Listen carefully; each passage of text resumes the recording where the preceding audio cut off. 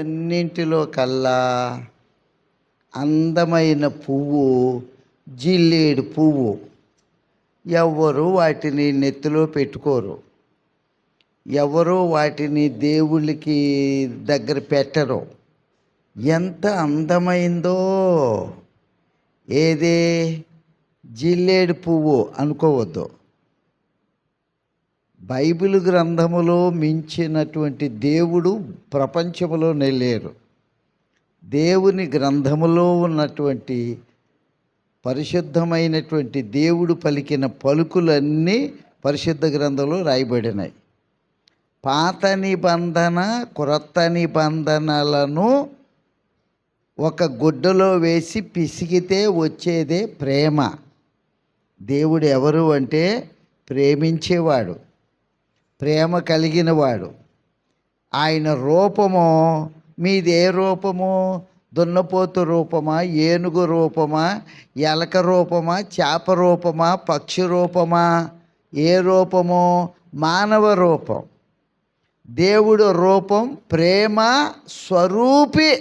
ఆయన రూపమే ప్రేమ.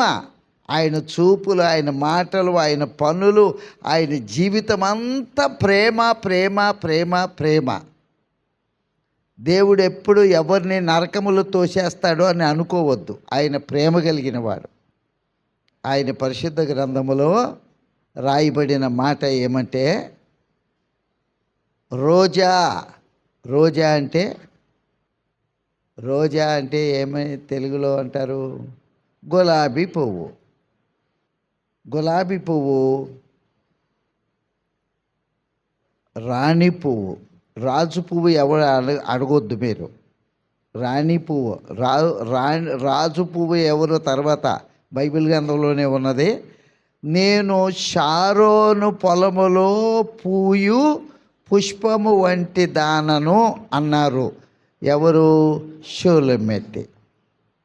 షారోను పొలములో పూసే పుష్పం. ఇంగ్లీష్ బైబిల్లో ఫ్లవర్ ఆఫ్ షారోన్ అని ఉంది. అంటే ఆదిమ హెబ్రీ గ్రీకు భాషల్లో నుండి ఇంగ్లీషులోనికి, ఇంగ్లీషులో నుండి ఇంగ్లీషులోనికి, ఇంగ్లీషులో నుండి తెలుగులోకి తర్జుమా చేశారు పరిశుద్ధ గ్రంథం. ఓకేనా? మంచిది. అందుచేత ఇంగ్లీష్ బైబిల్ ఏముందంటే రోజా ఫ్లవర్, రోజా పుష్పము. నేను షారోను పొలములో పూసే పూయుట అంటే ఏమి? రేఖలన్నీ విప్పుట. కొంతమంది మొగ్గల్లాగా తిరుగుతున్నారు. ఇందాక మొగ్గలు అందం ఉంటుందా? పువ్వులు అందం ఉంటుందా? పువ్వులో అందం ఉంటుంది. రేఖలన్నీ విప్పుతారు. పెదాలు, మనసు, కాళ్ళు, చేతులు, బలము, శక్తి, అణువణువుతో దేవుడిని స్తుతించాలి. పూయు అనే మాట ప్రత్యేకంగా ఉంటుంది. కొన్ని మొగ్గలుగానే ఉంటాయి, కొన్ని మొగ్గలుగానే రాలిపోతాయి. మూతి ముడుచుకుంటారు, కాళ్ళు చేతులు ముడుచుకుంటారు, మందిరంలోనికి అసలు రారు, ఏ పని చెయ్యరు. చీమ తలకాయ అంత పని చేయరు. వీళ్ళు ఏందో పెద్ద రాయల్ ఫ్యామిలీ లాగా మేమేమో సుఖభోగాల్లో మళ్ళీ ఏసీల్లో ఉంటున్నాము. మేము ఇంట్లో కూడా ఒక చిన్న స్పూను కూడా ఇటు నుండి అటు పెట్టము అన్నట్లుగా మొగ్గలు పనికిరాని మొగ్గలవి, వాసన రాని మొగ్గలవి. తుమ్మిద వికసించినటువంటి పువ్వులలోనికి వస్తారు. వికసించేవే శ్వాసంబు వాక్యంబును. యేసయ్య వాక్యము వినగానే నమ్మకం కలుగుతుంది. నమ్మకం ఉన్న వాళ్ళు కాళ్ళు, చేతులు, పెదాలు, మనసు విప్పుకుంటారు. అందుకని రోజా పుష్పముతో పోల్చుకున్నది. షారోను పొలం ఎక్కడ ఉన్నది అంటే కర్మెలు పర్వతము దగ్గర ఉన్నది.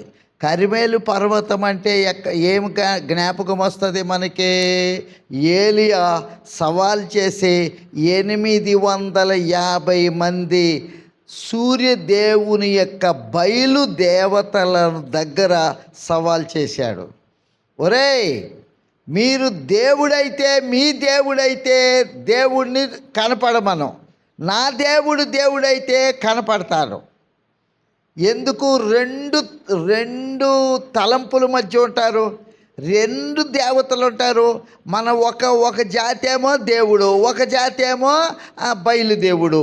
ఎందుకో అందుకని మీరు ఒక దున్నపోతుని కోసి రక్తము చిందించి కింద ఏమి అగ్ని లేకుండా మీరు దేవుడిని పిలవండి. ఏ దేవుడు అగ్ని చేత దిగి వస్తాడో ఆయన నిజమైన దేవుడు. సరే, మీరు ఎక్కువ మంది ఉన్నారు కనుక మీరేం ప్రారంభించండి అన్నారు. ఇక ఉదయకాలంలో ప్రజలందరూ మొత్తం దేశంలో ఉన్న వాళ్ళందరూ కొండ దగ్గరికి వచ్చేసారు. కరిమేలు కొండ దగ్గరికి ఎవరు, ఆడోళ్ళు, మగోళ్ళు, చిన్నోళ్ళు, పెద్దోళ్ళు, ఆ బయలుదేవతని పూజ చేసేవాళ్ళు మొత్తం అందరూ వచ్చారు. పూజారులు ఒక పెద్ద హైబ్రిడ్ దున్నపోతును కోసి రక్తం చిందించినాక, ఓ బైలా బైలా బైలా బైలా బైలా, ఓ బైలా రా రా రా రా, దిగిరా దిగిరా దిగిరా అంటున్నారు. మధ్యాహ్నం అయిపోయింది.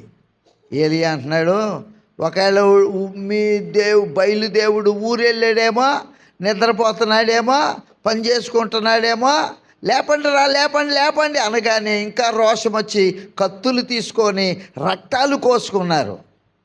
సాయంకాలం 4 అయిపోయింది, 5 అయిపోయింది. అయిపోయిందారా, మీ దమ్ము అయిపోయిందా, ఇక్కడండి అని ఏలియా పడిపోయిన బలిపీఠమును బాగు చేశాడు. అబ్బా అబ్బా అబ్బా, ఎంత అద్భుతమైన మాట. పడిపోయిన, బలి అయిపోయిన దేవుడు పీట, బలిపీఠము అంటే ఏంటి? నీ కొరకు, మనందరి కొరకు, మన పాపముల కొరకు, అప్పుల కొరకు సిలువలో బలి అయిపోయి చచ్చిపోయాడు ఆయన. నీకు సావు లేకుండా చేశాడు. బలి అయిపోయిన పీఠం, పీఠం అంటే కూర్చునే స్థలం. బలిపీఠమును బాగు చేశాడు అంటే ప్రార్థన, మనసును, నాలిక, పెదాలు అన్నీ పడిపోయినాయి.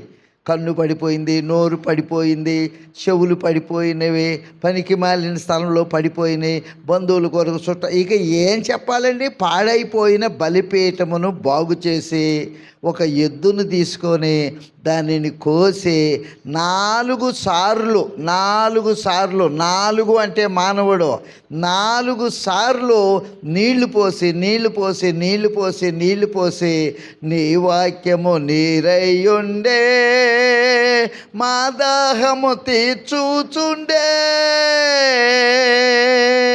దప్పికి తీరాలంటే దేవుని వాక్యం వినాలి, చదవాలి, అడగాలి, అడిగి తెలుసుకోవాలి. ఒకటి, బైబిలు వాక్యాన్ని చదవాలి. 2, ఆలయంలోనికి వచ్చి ఒళ్ళు దగ్గర పెట్టుకొని 1 కోటి రూపాయల మాట, దేవుడు మాట జాగ్రత్తగా వినాలి, దాచిపెట్టుకోవాలి. ఒకవేళ నీకు వెంటనే అర్థం కాకపోయినట్లయితే పక్కవారి దగ్గరికి వెళ్ళి, అక్క ఈ ప్రసంగం ఏంటక్క, ఈ మాటలు ఏంటక్క, 10 నాణ్యాలలో 1 నాణ్యం పోగొట్టుకున్నారు అని ప్రసంగం చేశాడు కదా, దేవుడు మాట్లాడాడు కదా, మరి ఏందక్క ఏమన్నా పోగొట్టుకున్నామా, ఇది మాట్లాడుకోవాలి. దేవుని ప్రసంగాన్ని ఎవరు ముచ్చట చేసుకుంటారో దేవుడు వాళ్ళ దగ్గరకు వస్తారు. నువ్వేదో పెద్ద పండితులు అని, ఈడేదో పరమసుంట అని నువ్వు అనుకోవద్దు. నువ్వు అడుగుతున్న దానికి దేవుడు దిగొచ్చి నీ నోట్లో నుండి మాట్లాడుతూ ఉంటాడు. దేవుని ఆత్మ వాడి నోట్లో నుంచి మాట్లాడుతుందే కానీ మాట్లాడేది మీరు కారు. నీకేదో పెద్ద తెలుసని, బైబిల్ మహాజ్ఞానమని నీ దగ్గరకు వచ్చి, అక్క ఏందక్క నాకు అర్థం కాలేదేంటి అక్క అన్నప్పుడు దేవుడు నీ లోపల నుంచి మాట్లాడతాడు.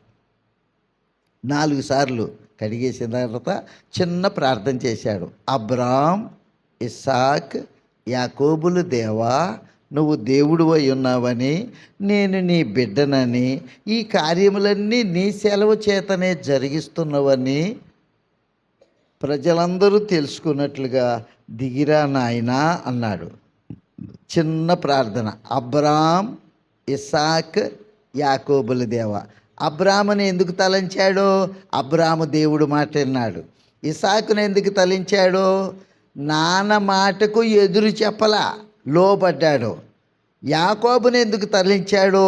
మగసిరి కలవాడై దేవుని దగ్గర 7 గంటలు 8 గంటలు ప్రార్థనలో పోరాడాడు, ఏడ్చాడు.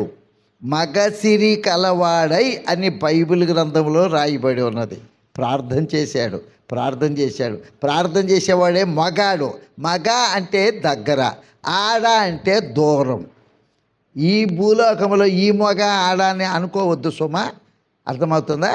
మగ అంటే దగ్గర.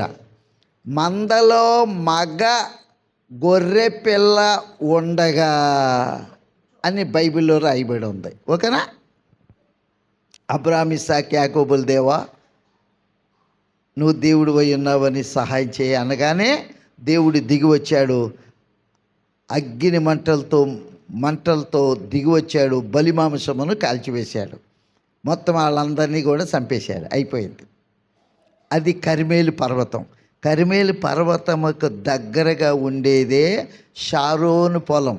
షారోన్ అనే మాటకు ప్లెయిన్ అంటే దేవుడు ప్లెయిన్ మనసు కలిగిన వాడు. అంటే ప్లెయిన్ అంటే మైదానం అంటే ఏ అరమరకలు లేకుండా, ఎత్తు పల్లాలు లేనటువంటి వాడు, అందరినీ ప్రేమించేవాడు, దేవుని పొలం.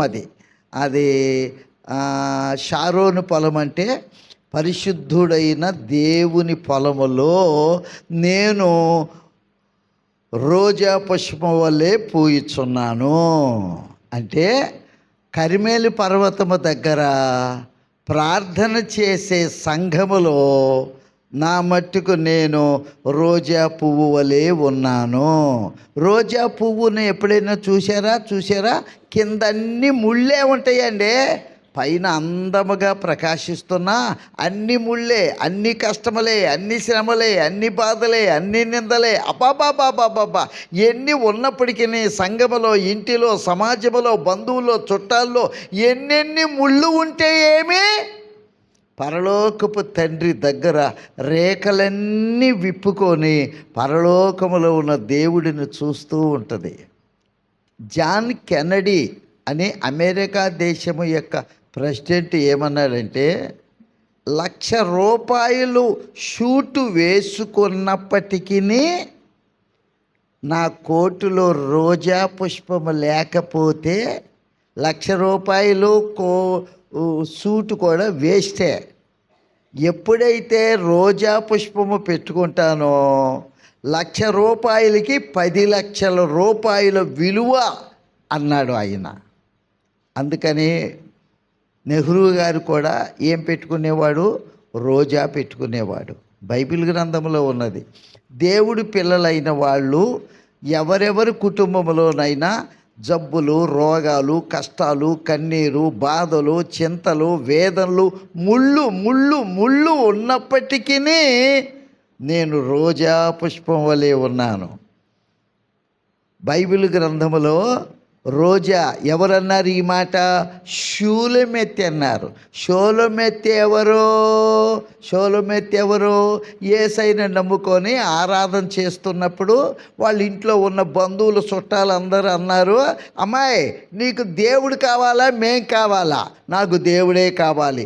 అయితే దేవుడే కావాలనుకుంటే మా కొంపలో నీకు స్థలం లేదో, వెళ్ళిపో అన్నారు. సొంత అన్నయ్యలు కూడా ఇదిగో ఎక్కడ సత్తావో సావు, అందుకని నువ్వు కొన్ని గొర్రెలు తీసుకొని పో అని ఆమె వాటా కింద కొన్ని గొర్రెలు ఇచ్చారు. వాటిని తోలుకుంటూ అరణ్యములోకి వెళ్ళిపోయింది. అరణ్యములో అనుకుంటున్నది, భూమిని ఆకాశమును కలుగజేసిన దేవా, ఈరోజు నా బంధువులు, చుట్టాలు అందరూ నేను నిన్ను నమ్ముకున్నానని, నిన్ను ఆరాధిస్తున్నానని నన్ను వెలివేశారు, ఇంట్లో నుంచి తోలివేశారు.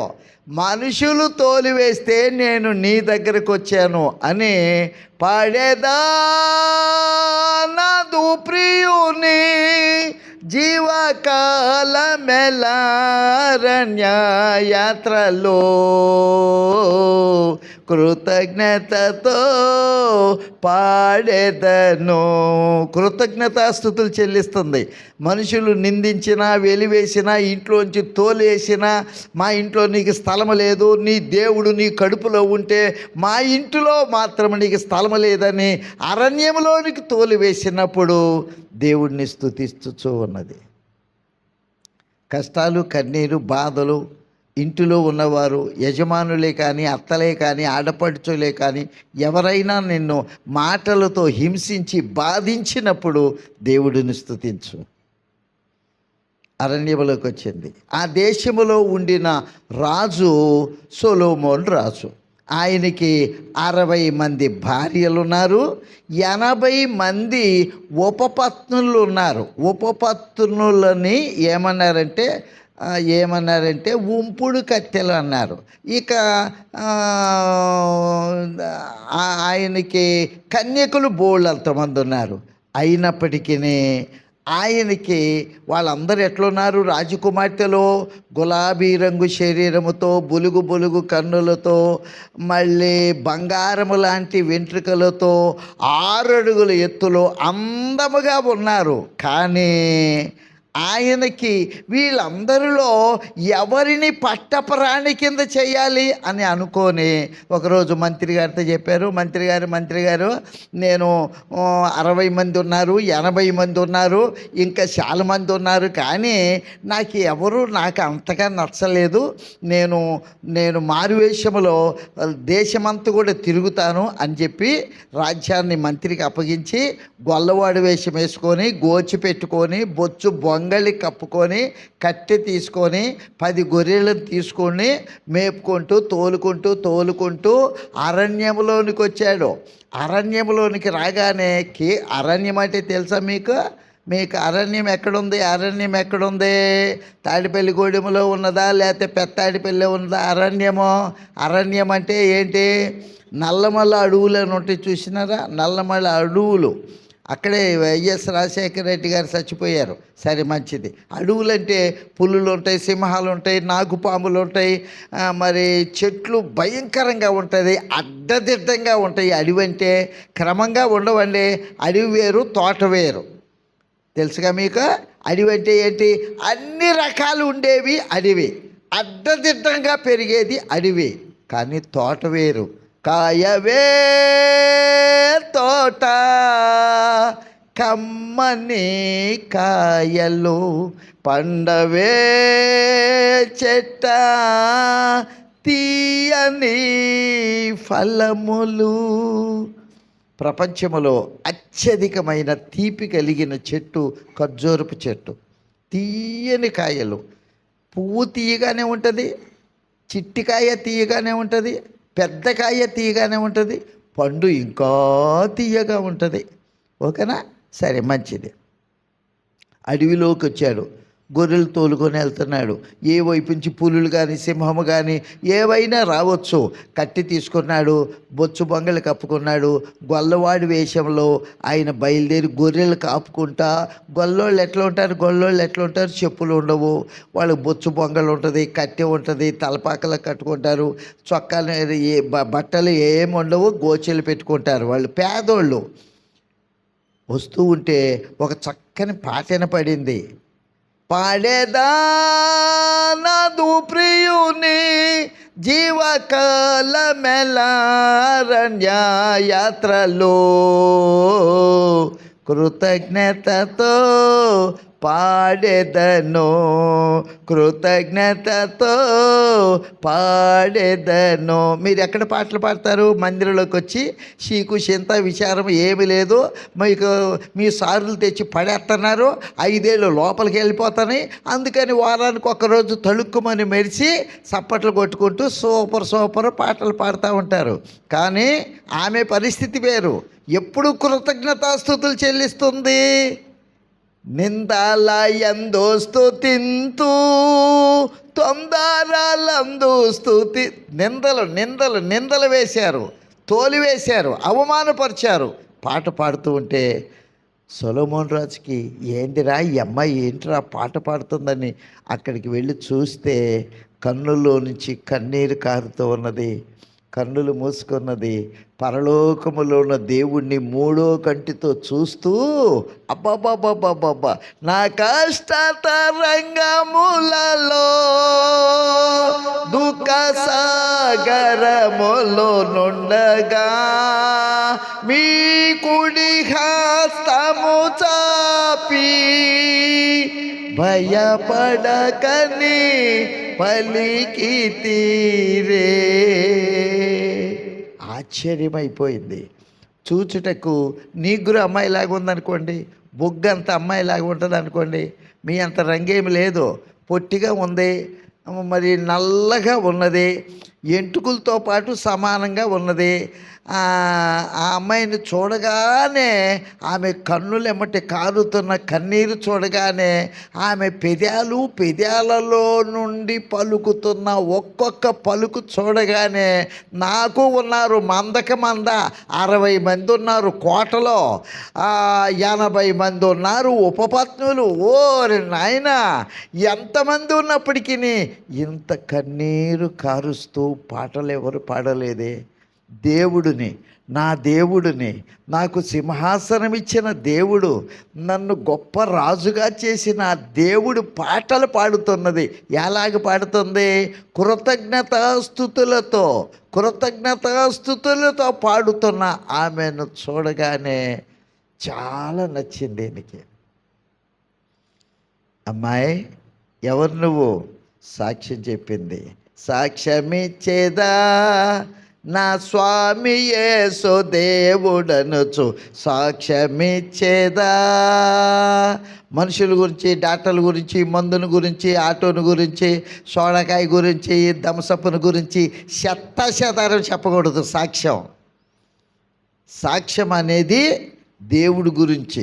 సాక్ష్యం అనగా కనిన వినిన సంగతులను తెలుపుటయే.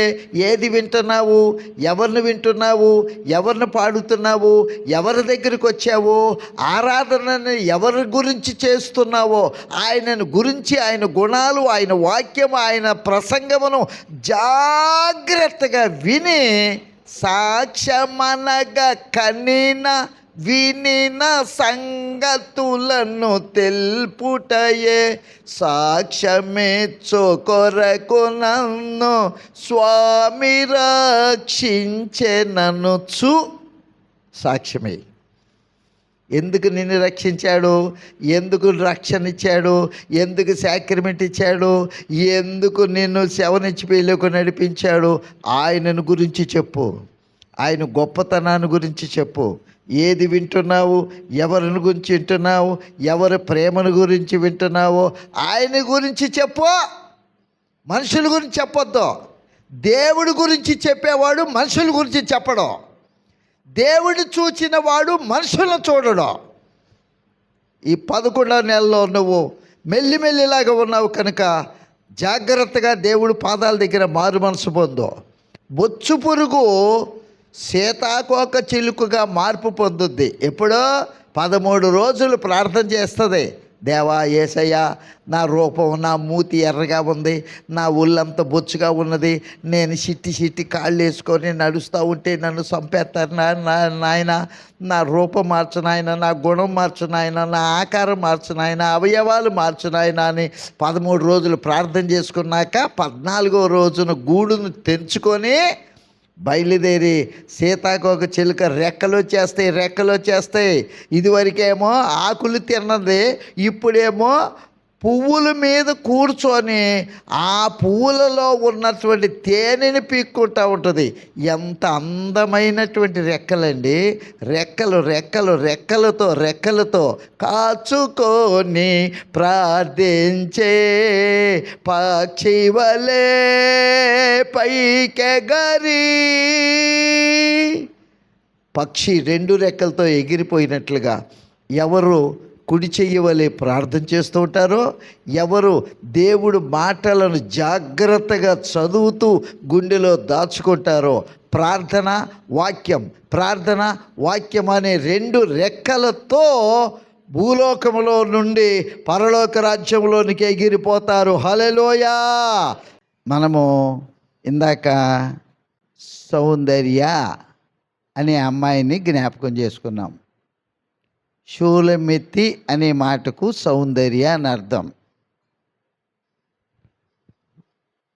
ఇందులో hero, heroine, side actors. Hero రాజు అయిన సొలొమోను, హీరోయిన్ మీ మీ మీ చెల్లె, మీ అక్క షూలమితి అంట, సౌందర్య. ఇక సైడ్ యాక్టర్సు యెరూషలేము కుమార్తెలు, రాజుగారికి 60 మంది భార్యలు, చెలికత్తెలు 80 మంది. వీళ్ళందరూ సైడ్ యాక్టర్స్. వాళ్ళు ఏమన్నారంటే, ఒకరోజు 6వ అధ్యాయము, పరమగీతాల గ్రంథం 6వ అధ్యాయము మొదటి వచనంలో ఒక మాట ఉన్నది. ఎవరి దగ్గరైనా బైబిల్ ఉందా?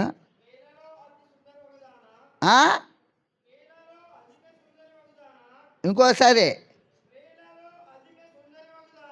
ఈమె ఎవరో నీగ్రో, ఖరీది, బొగ్గు. స్త్రీలలో ఎక్కడి నుండి వచ్చింది అధిక సుందరం? ఏమికి మనం అనుకుందాం, మన 7 HP వాళ్ళు మనమే అనుకుందాం. 4 గోళ్ల మధ్యలో బయటికి వినపడని బాకండి, మనం అనుకుందాం. ఈమెకి అధిక సుందర అసలు నిజంగా చెప్పుకుందాం, మనమే చెప్పుకుందాం. అధిక సుందరమా? ఖరీది, గొర్రెలు కాసుకునేది, పేదది, సరైన బట్టలు కూడా లేవు, బంగారములు లేవు. స్త్రీలంటే రాజుగారికి 60 మంది స్త్రీలు ఉన్నారు. వాళ్ళందరూ సూపర్ కత్తిలే. 80 మంది ఉన్నారు, వాళ్ళు కూడా సూపర్ కత్తిలే. మరి ఈమె ఏంటి? స్త్రీలలో అధిక సుందరి వగుదానా? అబ్బో, ఏం చూస్తుంది? ప్రియమైన తన భర్త కొరకు ఎదురు చూస్తుంది. స్త్రీలలో అధిక సుందరం. నిజంగా చెప్పాలంటే అధిక సుందరము రారాజైన యేసయ్య, రాజైన సొలొమోను అత్యధికంగా ప్రేమించాడు. అంతేకాదు, అందరూ తెల్లగా గులాబీ రంగులో ఉన్నారు, ఈమె నల్లగా ఉంది. స్పెషల్గానా ఏమన్నారంటే, నిన్ను ఆశ తీరా చూస్తాము అమ్మా, నువ్వు ఎప్పుడు కనపడతావో నిన్ను ఆశ తీరా చూస్తాము అని ఉన్నది బైబిల్లో. షూలమితి, నిన్ను ఆశ తీరా. అబ్బో, ఏంది? ఏమలో ఉన్న స్పెషాలిటీ? నలుపే. చెప్పు. నేను ఎండ తగిలిన దానను అంది. అసలు ఎండలోకి వెళ్తేనే నల్ల.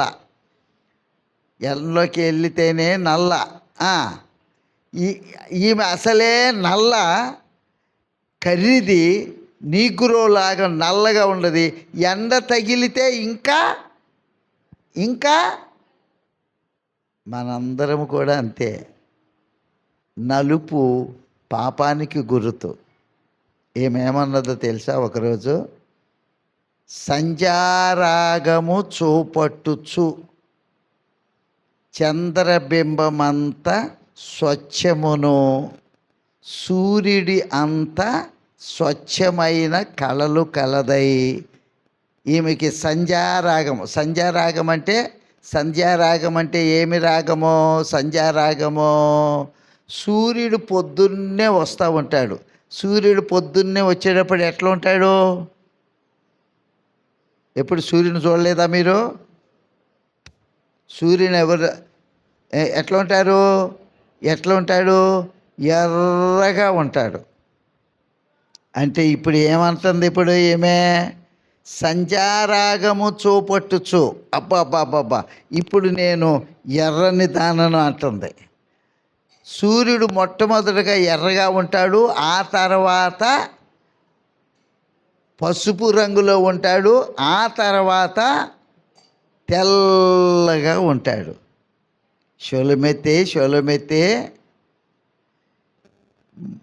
వేరు ప్రియుల కంటే, మా ప్రియుల కంటే నీ ప్రియుడి యొక్క విశేషమేంటి అని అడిగారు.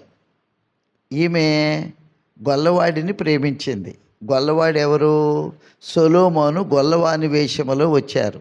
దేవుడు యేసు అనే రూపములో వచ్చాడు. దేవుడు ఎవరో తెలుసా? తెలీదు అనండి. దేవుడు ఎవరో తెలుసు అంటే 24 క్వశ్చన్లు వేస్తా. దేవుడు ఎవరో తెలుసా? ఆయన మహాపరిశుద్ధుడు. సముద్రం అవతల ఆయన ఉంటే, సముద్రం యువతల దేవదూతలు ఒళ్ళు కప్పుకొని ముఖము కప్పుకొని నిలవబడుటకు దమ్ము లేక ఎగురుతూ ఆయన పరిశుద్ధుడు పరిశుద్ధుడు పరిశుద్ధుడు పరిశుద్ధుడు పరిశుద్ధుడు అని గాన ప్రతిగానములతో, అదే మాట రీసౌండ్ అంటారు, చూసారా? రీసౌండ్, గాన ప్రతిగానములతో ఒకే ఒక్క మాట, పరిశుద్ధుడు పరిశుద్ధుడు. 1000 సంవత్సరాలైనా అదే మాట, 10,000 సంవత్సరాలైనా అదే మాట, పరిశుద్ధుడు పరిశుద్ధుడు పరిశుద్ధుడే. మీకులాగా ఇన్ని పాటలు దేవుడిని వర్ణించుటకు వాళ్ళకి అధికారం లేదు. దూతలకు లేనట్టి పరిచర్య, ఓ ప్రియ సకుండ ఖ్యాతిగా నీకిచ్చే గ్రంథంబు, భీతి ఎలా తిన్నము గ్రంథము తేనెవలె మధురముగా నుండును, జ్ఞానము నీ కబ్బును హితుడా. యేసయ్య పేరే జ్ఞానం, దేవుని వాక్యం. ఎన్ని ప్రసంగాలు వింటున్నారు, ఎన్ని పాటలు పాడుతున్నారండి. దేవుడు మీకు ఇచ్చిన వరం.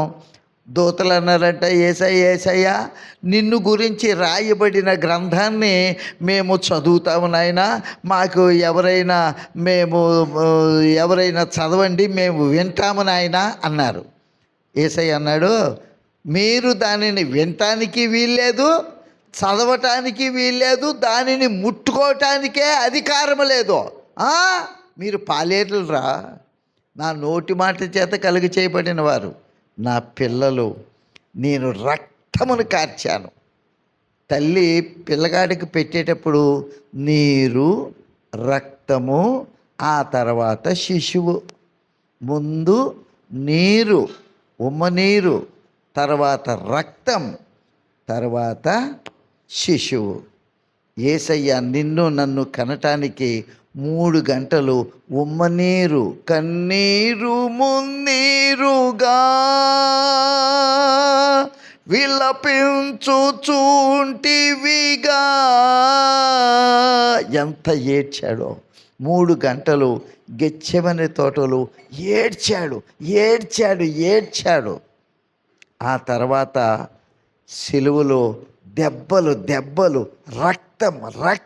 రక్తమును. ఎందుకయ్యా ఇన్ని శ్రమలు, ఎందుకయ్యా ఇన్ని దెబ్బలు? రక్తము తర్వాత జన్మ, నూతన జన్మ. నిన్ను నన్ను కనుటకు, నిన్ను నన్ను రక్షించుటకు యేసయ్య ప్రసవ వేదన పడినాడండి.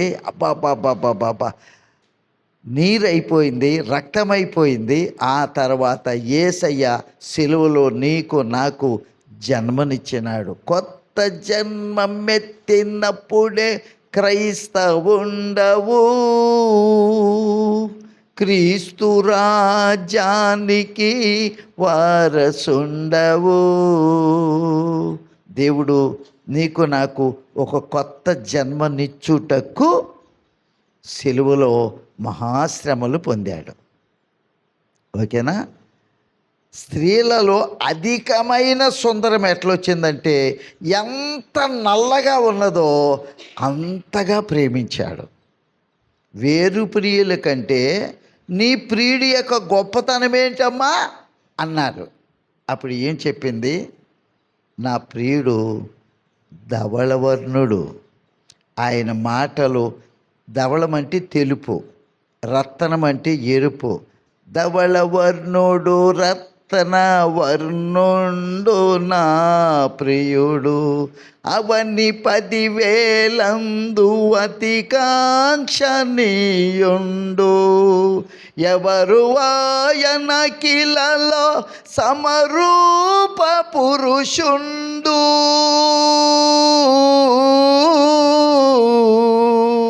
ఎవరు? నా భర్తకి, నా ప్రభువుకి, నా రాజుకి, నా యజమానుడికి ఎవరు సాటి అవుతారో గొప్ప చేస్తుంది, గొప్ప చేస్తుంది. ఈరోజు ఊరక సొరకాయ ముఖం పెట్టుకోవద్దు. ఏమే అది ఏం కోతి అంటారు, నల్ల ముఖం కోతిలాగా పెట్టుకోకూడదు. వేరొక దేవతలకు దయ్యాలకు ఆరాధన చేస్తున్న వారికి నువ్వు కూడా నీ పరలోకపు తండ్రి యొక్క గొప్పతనాన్ని వర్ణించు. ధవళ వర్ణుడు రత్న వర్ణుండు నా ప్రియుడు. అమెరికా వాళ్ళు ఎట్లా ఉంటారండి? తెల్లగా ఉంటారు. అమెరికా దొరకని చొక్కాలు ఇప్పతీసేసి, ప్యాంట్లు చొట్టలు ఇప్పతీసేసి, ఒక స్టూల్ మీద కూర్చోపెట్టి దెబ్బలు దెబ్బలు దెబ్బలు దెబ్బలు కొరడా దెబ్బలు కొడితే ఆ తెల్లని శరీరములో రక్తము రక్తము రక్తము అబ్బాబ్బాబ్బా నిలువెల్లా రక్తమేగా నా కోసం బాధలేనా.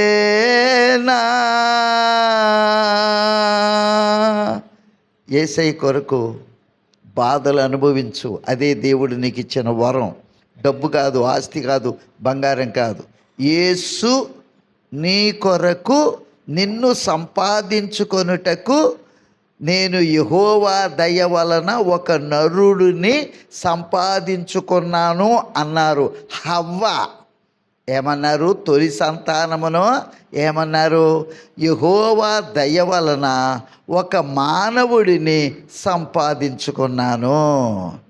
పరలోకములో ఉన్న దేవుడు భూమి మీదకు వచ్చి నిన్ను సంపాదించుకొనుటకు పడిన శ్రమలు బాధలను తలపోసుకుంటే నువ్వు మానవ అసలు విడిచిపెట్టవు. రాబడులను అన్నీ విడిచిపెట్టేస్తావు, మనుషులందరినీ విడిచిపెడతావు. దేవునికి కృతజ్ఞత కలిగి ఉంటావు. ఆయన పడిన బాధలను తలపోసుకో, పాడు, విను. షోలమేతి చెప్పారు, సౌందర్య ఏం చెప్పారంటే, నా ప్రియుడు తెల్లనివాడు, ఆయన మాటలు, ఆయన చూపులు, ఆయన పలకరింపు, ఆయన పనులు తెల్లగా పరిశుద్ధుడు పరిశుద్ధుడు. తెల్ల బట్టలు వేసుకొని వెళ్తాం, ఎప్పుడు ఆరాధనకి వెళతాం కదండి. తెల్ల బట్టలు, తెలుపు దేనికి? పరిశుద్ధతకు గుర్తు. ఇప్పుడు నీలము రంగులు వేసుకొని వచ్చాం. నీలములా పోనాదులు వేసే నీలాంజనములతో ప్రాశాస్తమణులతో. నీలం అంటే జాలి, దయ. యేసయ్య ఎవరు? యేసయ్య ఎవరు? రాక్షసుడు కాదు. ఎవరు అయినా జాలి, జాలి, దయ. కొట్టొక్కలాపై తండ్రి జాలి పటు విధముగా భక్తి పరులా ఎడల జాలి పడును దేవుండు. ఆ కారణముచే దేవ సంస్తుతే చేయవే మనసా. ఎప్పుడు జాలి కలిగిన మనసు కలిగి ఉండు. ఎప్పుడు కఠినంగా మాట్లాడొద్దు. అమ్మా, ఎవరు నీ మీద రాయి వేయలేదా? ఎంత జాలి కలిగిన వాడు, ఎంత ప్రేమ కలిగిన వాడు. ఒకరోజు కుష్ఠరోగి అన్నాడు, అయ్యా ఊరంతటికి నేను చాలా కష్టమైంది, అందుకని నన్ను ఊర్లో నుంచి వెళ్ళేశారయ్యా, నేను ఊరి చివరికి వచ్చానయ్యా, మరి నువ్వు వస్తున్నావని నేను కలిసి తాటి వచ్చానయ్యా. నీకు ఇష్టమైతే ఊరోళ్ళో ఉన్న ప్రజలందరికీ, నా బంధువులు, చుట్టాలు, అన్నదమ్ములు, అక్క చెల్లెళ్ళకి అందరికీ నేను అసహ్యమైపోయానయ్యా, నన్ను తోలేశారయ్యా, ఏలేశారయ్యా, నేను కుష్ఠరోగాన్ని అయ్యా, నీకిష్టమైతే నన్ను శుద్ధినిగా చేయి. యేసయ్య అన్నాడు, చెయ్యి చాపి, నాకు ఇష్టమే. అబ్బాబ్బాబ్బా, దేవుడు ఎంత జాలిగా, మనుషులందరూ తోసివేసిన ఈరోజు యేసయ్య దగ్గరికి వచ్చి మొక్కి దండం పెట్టుకొని, యేసయ్యా నీకిష్టమైతే యేసయ్యకి నీవైనా నేనైనా మనమైనా అందరూ ఆయన పాదాల దగ్గరకు వచ్చిన వాడిని త్రోసివేయడం ఇష్టం. ఆయనను వర్ణించు. యేసయ్యను గొప్ప చేయి, మాటల్లో గొప్ప చేయి, సంభాషణలో గొప్ప చేయి. బంధువుల దగ్గర, చుట్టాల దగ్గర, రక్త సంబంధుల దగ్గర, పెళ్ళికి వెళ్ళినా, దినాలకి వెళ్ళినా, చుట్టాలింటికి వెళ్ళినా, షాపులకి వెళ్ళినా, సంత మార్కెట్లో, ఎక్కడెక్కడికి వెళ్ళినప్పటికీ ధవళ వర్ణుడు రత్న వర్ణుండు నా ప్రియుడు, ఆయన ఎర్ర రక్తములో నన్ను కడిగాడు. రండి, మన వివాదము తీర్చుకుందాం, మన గొడవలు సరిచేసుకుందాం. మీ పాపాలు ఎర్రగా ఉన్నా నేను తెల్లగా చేస్తాను అన్నాడు. అబ్బాబ్బాబ్బా, ఎంత ప్రేమ కలిగిన వాడు.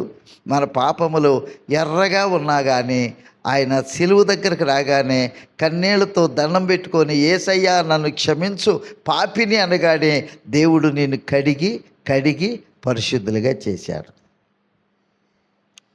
ఈమెనే కోటలోకి తీసుకెళ్ళాడు, అంతఃపురములోనికి తీసుకెళ్ళాడు, రాజుగారి కోటలోకి తీసుకెళ్ళారు. కోటలోకి తీసుకెళ్ళినాక ఈమె ఏమన్నదో తెలుసా రాజుగారిని? నేనంటే నీకెందుకు ఈ ప్రేమ, నన్ను మరచిపోవెందుకు?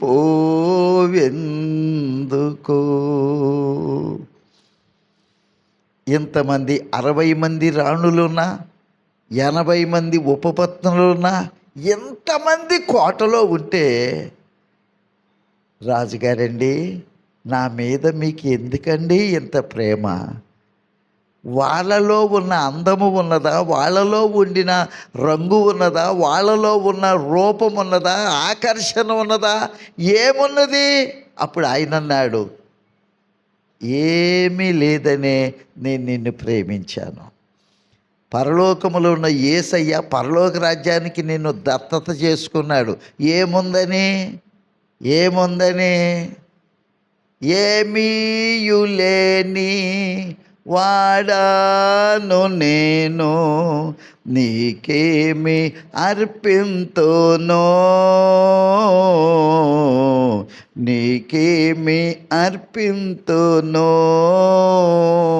ఎన్నిక లేని వాడా, ఎన్నిక చేసితివి.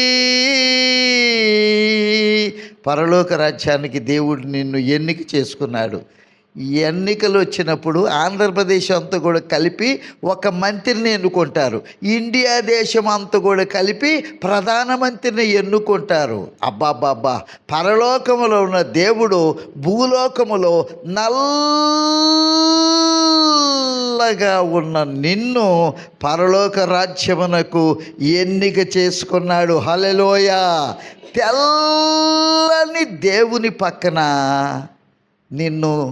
నిన్ను నల్లగా కూర్చోబెట్టుకోలేదు. తెల్లగా ఆయన ప్రశస్తమైన రక్తమును తిని త్రాగినావు కనుక, నా రక్తాన్ని జ్ఞాపకం చేసుకున్నావు కనుక, ఏ పాప మెరుగని ఓ పావనమూర్తి, పాప విమోచకుండా,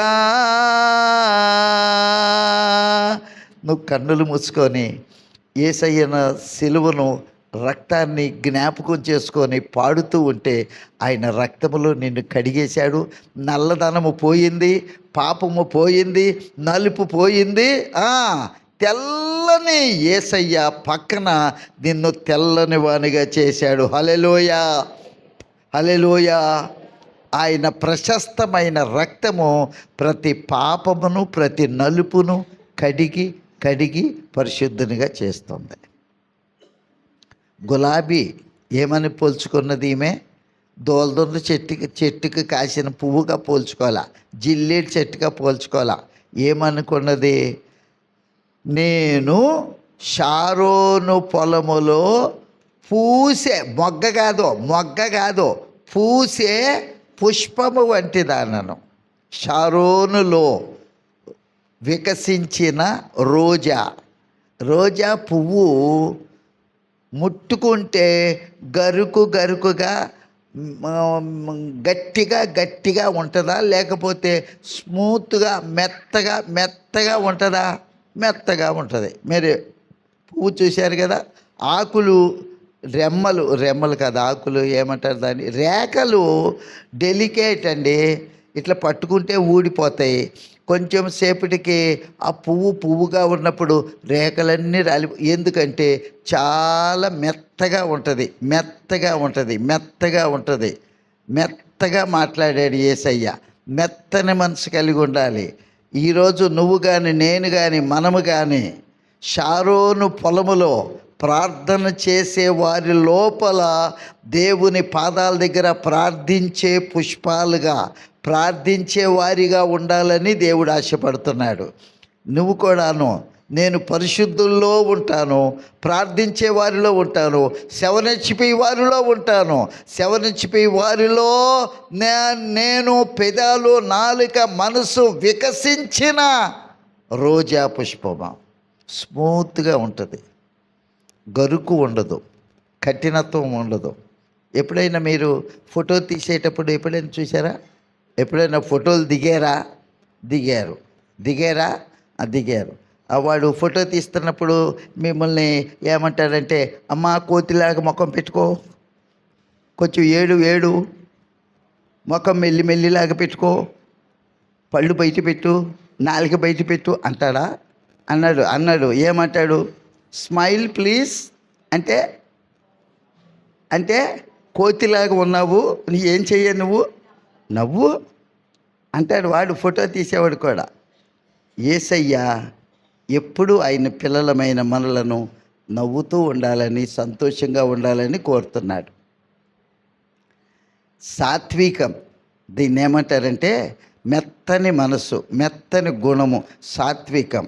బైబిల్ గ్రంథం అంతటిలో కూడా ప్రపంచంలో ఉన్న ఏ మానవుడైనా సరే, నా ఇల్లు అంతటిలో మోషే మెత్తని సాత్వికమైన మనసు కలవాడు అన్నాడండి. అబ్బా ఎంత సాక్ష్యం చెప్పాడండి. దేవుడే మోషే గురించి సాక్ష్యం చెప్పాడు. ఏమని? నా ఇల్లు అంతటిలో, నా సంఘం అంతటిలో, ఆంధ్రప్రదేశ్లో, ఇండియా దేశంలో, ప్రపంచంలో ఎవడైనా నన్ను నమ్మితే వారందరిలో కల్లా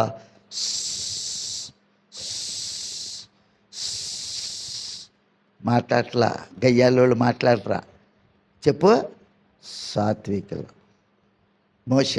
మోషే ముందు సాత్వికుడేనా? బహుకోపిష్ఠుడు తెలుసా మీకు?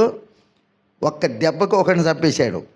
ఆయన కోపం వస్తే చంపేస్తాడు, కోపం వస్తే పీక పిసికాడు, ఒక్క దెబ్బ కొడతాడంతే. ఆయనది మామూలు దెబ్బ కాదు. ఆయన అన్నింటిలో ప్రవీణుడు. దెబ్బలు కొట్టుటలో, ఫైటింగ్ చేయటంలో కిక్ బాక్సర్ అంటారు. దెబ్బకి చంపేశాడు. కోపం వస్తే చంపుతాడు, కోపం వస్తే గొయ్యి తీసేస్తాడు, కోపం వస్తే పూడ్చిపెట్టేస్తాడు. అంత కోపిష్ఠుడు. కానీ ఆ కోపం తగ్గటానికి 40 సంవత్సరాలు దేవుడి ట్రైనింగ్ ఇచ్చాడు. ఎక్కడా? గొర్రెల దగ్గర, వాళ్ళ మామ దగ్గర, మిద్యాను అరణ్యములో.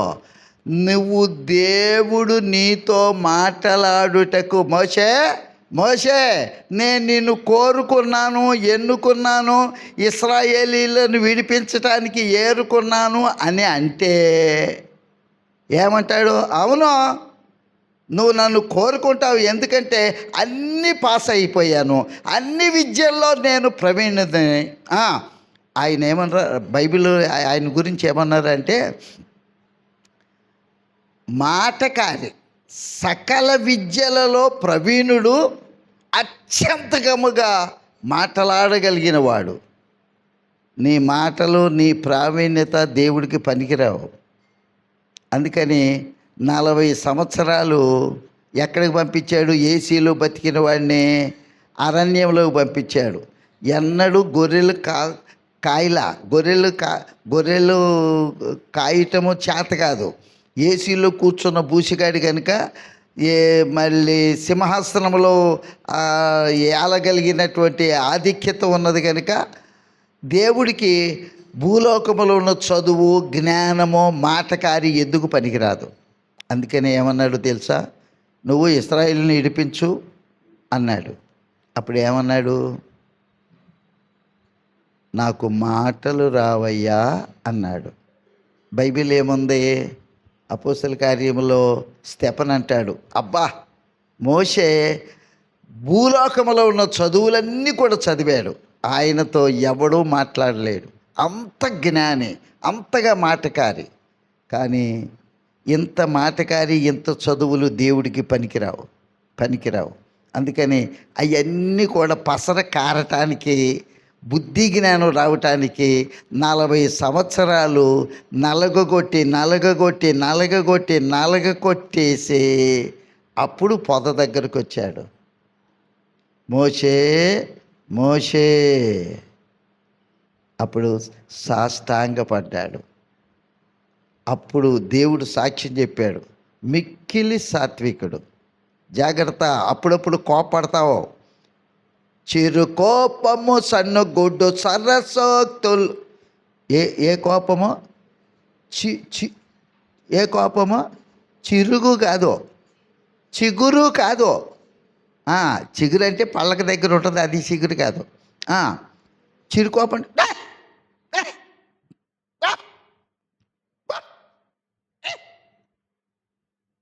అప్పుడప్పుడు విసుక్కుంటారు, చూసారా? ఎప్పుడైనా ఇసుక్కున్నారా? బాల్కనీ వాళ్ళు ఎప్పుడైనా ఇసుక్కున్నారా? నా ఎదురు కూకున్నారు, మంచిగా ఇసుక్కున్నారా? ఎప్పుడైనా ఆడవాళ్ళు అస్సలు విసుకంటే ఏంటండి, అసలు ఇసుకే తెలీదు అన్నవాళ్ళు ఒకసారి చెయ్యొద్దండి. గయ్యాలి దాన్ని విసుకొద్దు. దేవుడి విషయంలో విసుకొద్దు. వాన వచ్చినా, తుఫాన్లు వచ్చినా, ఎటువంటి పరిస్థితులు, వాతావరణం మంచిగా లేకపోయినా విసుకొద్దు. బైబిల్ చదవట్లో విసుకొద్దు, మందిరంలోకి వచ్చేట్లో విసుకొద్దు. ఏ మనిషి మీద విసుగు చూపించొద్దు, కోపము చూపించవద్దు. దేవుడు నిన్ను గురించి ఏలు పెట్టే సాక్ష్యం చెప్పాలి. మోషే నా ఇల్లంతటిలో సాత్వికుడు. బైబిల్ ఏం రాయబడిందంటే, సాత్వికమైన నాలుక జీవవృక్షమట. అబ్బా ఎంత! యేసుప్రభు వారి పేరు ఏం పేరు? జీవవృక్షం. జీవజలాలు, జీవవృక్షపు పండ్లు. హవ్వ జీవవృక్షం పండ్లు దాటుకొని ఎక్కడికి వచ్చింది?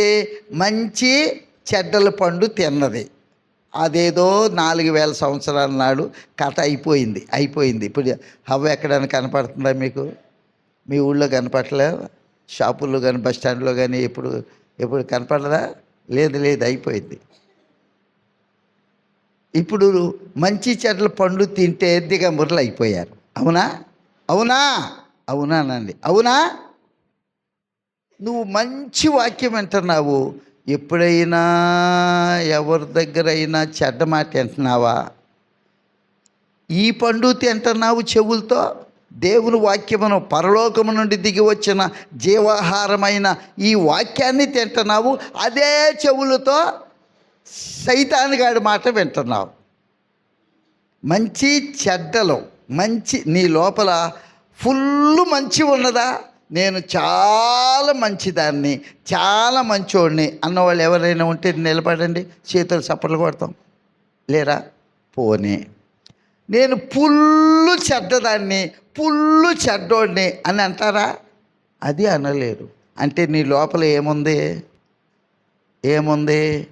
మంచి ఉన్నది. శవని చిపికి వస్తావు, మళ్ళీ ఆరాధనకు వస్తావు, దేవుడంటే ప్రాణం పెడతావు, దేవుడికంటే వెనకాడు. అబ్బాబాబాబా చాలా మంచి ఉన్నది.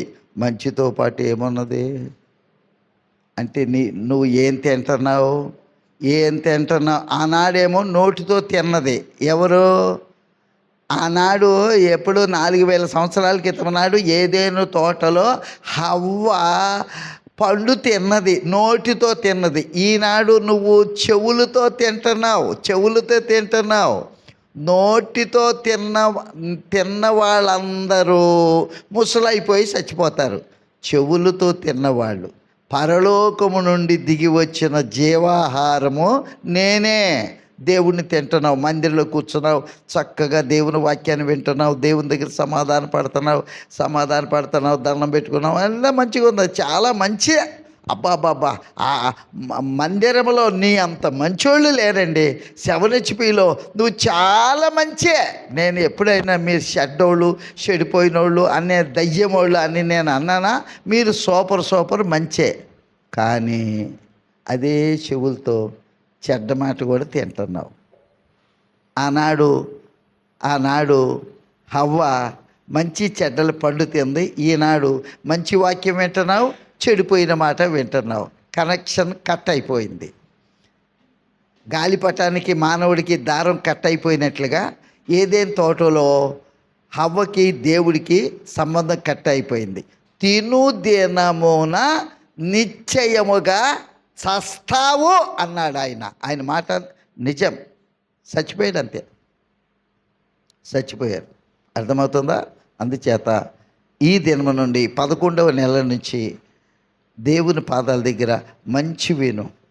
ఎవరైనా ఎవరి గురించి అయినా చెడ్డ మాటలు వింటే వాళ్ళు చెంప షెల్లు అనిపించండి. ఒకసారి అనిపిస్తారా? ఒకసారి పక్కన వాళ్ళు అనిపించండి. కొట్టమ్మాయి, మీరు కొట్టరు.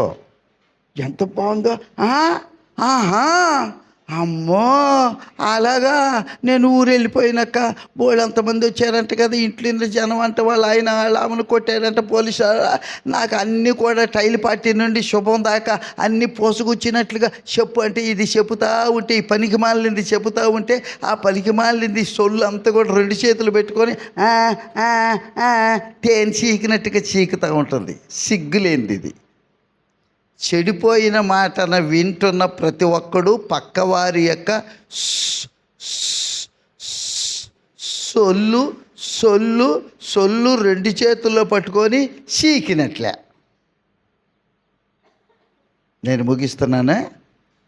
దేవుని పాదాల దగ్గర షారోను పొలం అంటే ప్రార్థన. ప్లెయిన్. దేవుడు ఎవరు? కళంకము లేనివాడు, నిష్కళంకమైనటువంటి వాడు.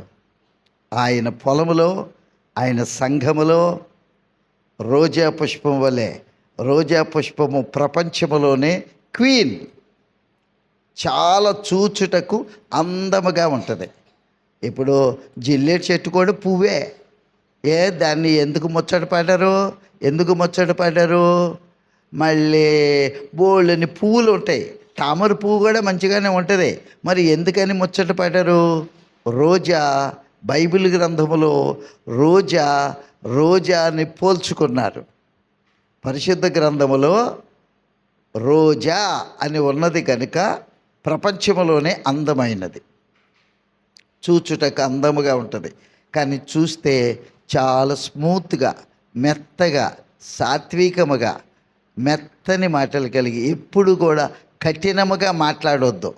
జిల్లేడు చెట్టులాగా పుయ్యొద్దు. నువ్వు మంచిగా, అమ్మా మంచినీళ్ళు ఇస్తావా అక్క, ప్రైజ్లాడ్ అక్క, అక్క నన్ను క్షమించక్క, అక్క నా కోసం ప్రార్థన చెయ్యక్క.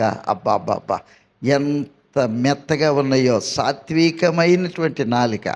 సాత్వికమైన నాలికకు జీవవృక్షమే తోడుగా ఉంటారట. జీవంబు కలుగును, జీవించేదరు ప్రజలు. ఎప్పుడైనా ఎవరితోనైనా కోపపడ్డావా, లోపలున్న జీన్స్ చచ్చిపోతాయట. అందుకని ఎవరైనా ఎప్పుడైనా నీకు కోపం, ఆడవాళ్ళకి వస్తుంది కోపం,